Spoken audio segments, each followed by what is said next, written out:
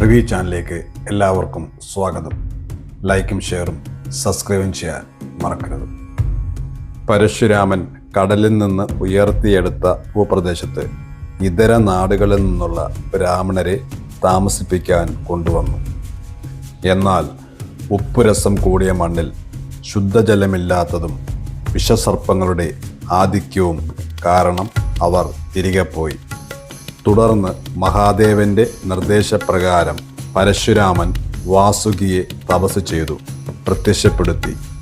ഈ സ്ഥലം ആവാസയോഗ്യമാണെന്ന് അപേക്ഷിച്ചപ്പോൾ അതിന് അനുവാദം നൽകുകയും സർപ്പങ്ങൾക്ക് വിഹരിക്കാൻ മന്ദാര മരങ്ങൾ പൂവിട്ട് നിൽക്കുന്ന ഭൂപ്രദേശം പ്രത്യേകം സംരക്ഷിക്കണം എന്ന് ആവശ്യപ്പെട്ടു എന്നാണ് ഐതിഹ്യം. മന്ദാരശാലയാണ് പിന്നീട് മണ്ണാറശാല ആയതെന്ന് പറയുന്നു. നാഗങ്ങളെ സംരക്ഷിക്കാൻ ഓരോ ഗ്രഹത്തിന് സമീപവും കാവുകൾ നിലനിർത്തിയിരുന്നത് ഈ സങ്കല്പത്തിലാണെന്നും പറയപ്പെടുന്നു. കാട്ടുതീയിൽ നിന്നും നാഗങ്ങൾ വസിക്കുന്ന കാട്, കുളത്തിലെ വെള്ളം തേവി സംരക്ഷിച്ച ഇല്ലത്തെ അന്തർജനത്തിൽ പ്രീതി പൂണ്ട നാഗരാജാവ് മകനായി പിറന്നു എന്നും ഇല്ലത്തെ നിലവറയിൽ ഇരിപ്പുറപ്പിച്ചുവെന്നുമാണ് വിശ്വാസം. ഇല്ലത്തെ വല്യമ്മയ്ക്ക് മാത്രമാണ് ഈ നിലവറയിൽ പ്രവേശനമുള്ളത്. കുളം തേവി വെള്ളമൊഴിച്ചപ്പോൾ ചൂട് ആറിയ മണ്ണ് എന്ന നിലയിലാണ് മണ്ണാറശാല എന്ന പേര് വന്നതെന്നും മറ്റൊരു ഐതിഹ്യം. സ്ത്രീകളെ പൊതുവേദികളിൽ നിന്ന് മാറ്റി നിർത്തിയിരുന്ന കാലത്ത് പോലും മണ്ണാറശാലയിൽ സ്ത്രീയാണ് പൂജ ചെയ്തിരുന്നത്. സ്ത്രീയെയും പ്രകൃതിയെയും എത്രമാത്രം ആദരിക്കണം എന്നതിൻ്റെ ഉദാഹരണമാണ് മണ്ണാറശാല. മുഖ്യ പൂജാരിണി ഉമാദേവി അന്തർജനം ആണ് പൂജകൾ നിർവഹിക്കുന്ന വല്യമ്മ.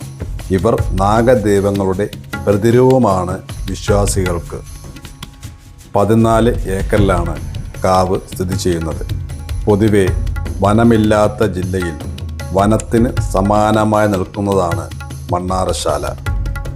അത്തിയും ആലും പേരാലും തുടങ്ങിയ വിവിധ തരം മരങ്ങളും വള്ളിപ്പടർപ്പുകളും അപൂർവയിനം വനസസ്യങ്ങളും പക്ഷിമൃഗാദികളുമെല്ലാം കാവിലുണ്ട്.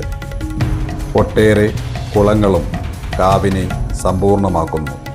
ആലപ്പുഴയിൽ മറ്റൊന്നുമില്ലാത്ത ആവാസ വ്യവസ്ഥയുമാണ് മണ്ണാറശാലയിൽ കാണാൻ കഴിയുക. നാഗദൈവങ്ങളുടെ മണ്ണിൽ എണ്ണിയാലൊടുങ്ങാത്ത എത്ര നാഗശില്പങ്ങളുണ്ട്. പലയിടത്തും കാവുകളും മറ്റും നിൽക്കുമ്പോൾ ആവാഹിച്ച് കുടിയിരുത്തിയതും മറ്റും ഇവയിൽ ഉൾപ്പെടും. വ്യത്യസ്തമായ ശില്പശൈലികളിലുള്ള നാഗശില്പങ്ങൾ ഇവിടെയുണ്ട്. 30,000 മുതൽ 40,000 വരെയുണ്ട് ഇവിടെയുള്ള ശില്പങ്ങളുടെ എണ്ണം. ക്ഷേത്രത്തിലെ ചടങ്ങുകളിൽ പ്രാധാന്യം തുലാമാസത്തിലെ ആയില്യം എഴുന്നള്ളത്താണ്. നാഗരാജാവിൻ്റെയും മറ്റു നാഗദൈവങ്ങളുടെയും വിഗ്രഹങ്ങൾ ഇല്ലാതെ തെക്കേ തളത്തിലേക്ക് എഴുന്നള്ളിക്കുന്ന ചടങ്ങാണിത്. കന്നിയിലും തുലാമാസത്തിലും എഴുന്നള്ളത്തുണ്ട്. ശിവരാത്രി ദിവസം രാത്രിയിൽ നൂറിടിയും പ്രാധാന്യ ചടങ്ങാണ്. കുടുംബാംഗങ്ങൾ സർപ്പബലിക്കായി 100 പാലിനുമുള്ള അരി ഇടിക്കുന്ന ചടങ്ങാണിത്. ഓരോ 41 വർഷം കൂടുമ്പോൾ നടത്തുന്ന ചടങ്ങാണ് സർപ്പം പാട്ട്. 174 പ്രാവശ്യം നടത്തിയതായി രേഖകൾ ഉണ്ട്. സർപ്പം പാട്ട് നടത്തിയാൽ അടുത്ത വർഷം പള്ളിപ്പന നടത്തും. പള്ളിപ്പന കഴിഞ്ഞാൽ അടുത്ത വർഷം ഗന്ധർവൻ പാട്ട് നടത്തണം. ഈ ചടങ്ങുകൾ കഴിഞ്ഞാൽ പുലർസർപ്പം പാട്ടും നടത്തും. ഉരുളി കമഴ്ത്തൽ ഇവിടുത്തെ പ്രധാന വഴിപാടാണ്. സന്താന ലബ്ധിക്കായാണ് ഉരുളി കമഴ്ത്തൽ. കുട്ടിയുണ്ടായി 6-ാം മാസം ക്ഷേത്രത്തിലെത്തി ഉരുളി നിവർത്തണം എന്നാണ് വിശ്വാസം. നാഗരാജ ക്ഷേത്രത്തിലെ ആയില്യം പൂജയ്ക്കായി വരയ്ക്കുന്ന നാഗക്കളത്തിന് തലമുറകൾക്കായുള്ള ആചാരത്തിൻ്റെയും അനുഷ്ഠാനത്തിൻ്റെയും പെരുമയുണ്ട്. നിലവറയ്ക്ക് സമീപം തെക്കേ തളത്തിൽ 64 ഖണ്ഡങ്ങളുള്ള നാഗക്കളമാണ് വരയ്ക്കുക. തളത്തിൽ പട്ട് വിതാനിച്ച് കയർപ്പാകി കുരുത്തോല കൊണ്ട് അലങ്കരിക്കും.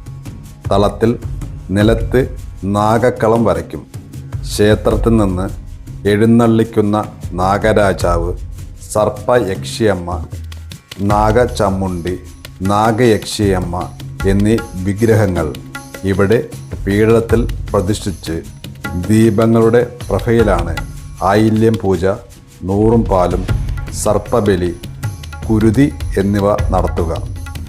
മണ്ണാറശാല നാഗരാജ ക്ഷേത്രത്തിൻ്റെ ഉത്സവ കഥകളുമായി ഹിന്ദു പുരാണങ്ങൾ ഇഴചേർന്നിരിക്കുന്നു. തൻ്റെ പ്രവർത്തികളിൽ പരശുരാമൻ അഗാധമായ ഖേദം പ്രകടിപ്പിക്കാൻ ആഗ്രഹിച്ചു എന്നാണ് ഐതിഹ്യം. ബ്രാഹ്മണർക്ക് ഭൂമി നൽകാൻ സന്യാസിമാർ അദ്ദേഹത്തോട് ആവശ്യപ്പെട്ടു.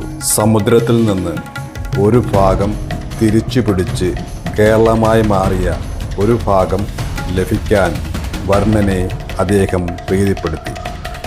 ലവണാംശം കാരണം ആ ഭൂമി ആളുകൾക്ക് താമസിക്കാൻ അനുയോജ്യമായിരുന്നില്ല. പരശുരാമൻ ശിവനെ പ്രീതിപ്പെടുത്തി സർപ്പങ്ങളുടെ വിഷം എല്ലായിടത്തും വ്യാപിപ്പിച്ച് ഭൂമിയെ താമസയോഗ്യമാക്കണമെന്നും അതിനുള്ള ഏകമാർഗം നാഗരാജാവിനെ പ്രീതിപ്പെടുത്തുക എന്നതാണെന്നും അദ്ദേഹം ഉപദേശിച്ചു. നാഗരാജാവിനെ ആരാധിക്കാനും പ്രീതിപ്പെടുത്താനും കടൽ തീരത്തിനടുത്ത് അനുയോജ്യമായ ഒരു സ്ഥലം പരശുരാമൻ കണ്ടെത്തി. നൂറ്റാണ്ടുകളായി പാമ്പുകളെ ആരാധിക്കുന്നതിനുള്ള കേന്ദ്രമായി ബഹുമാനിക്കപ്പെടുന്ന മണ്ണാറശാല നാഗരാജ ക്ഷേത്രത്തിൻ്റെ നിലനിൽപ്പിന് ഈ പ്രവൃത്തി അടിസ്ഥാനമായി. രാജകീയ ചേര പെരുമാളന്മാരുടെ ദാനങ്ങളെക്കുറിച്ച് പരാമർശിക്കുന്ന ചുവരുകളിലെ ലിഖിതങ്ങൾ കാരണം AD 9-ാം നൂറ്റാണ്ട് മുതൽ ഈ ക്ഷേത്രം നിലവിലുണ്ടെന്ന് ചരിത്രരേഖകൾ സൂചിപ്പിക്കുന്നു. മണ്ണാറശാല നാഗരാജ ക്ഷേത്രം സ്ഥിതി ചെയ്യുന്ന കേരളത്തിലെ ഒരു ആത്മീയ യാത്ര ആരംഭിക്കൂ. മണ്ണാറശാല നാഗരാജ ക്ഷേത്രം സർപ്പദേവങ്ങൾക്ക് സമർപ്പിക്കുന്ന ഒരു തീർത്ഥാടന കേന്ദ്രമാണ്. സമാധാനവും അനുഗ്രഹവും ഫലപുഷ്ടതയും ആഗ്രഹിക്കുന്ന ഭക്തർക്ക് ഇത് വളരെ പ്രധാനമാണ്. കാലെടുത്ത് വയ്ക്കുമ്പോൾ സർപ്പദേവതകളോടും ഭക്തരുടെ അചഞ്ചലമായ വിശ്വാസത്തോടും ഒരു അതുല്യമായ ആദരവ് തോന്നും.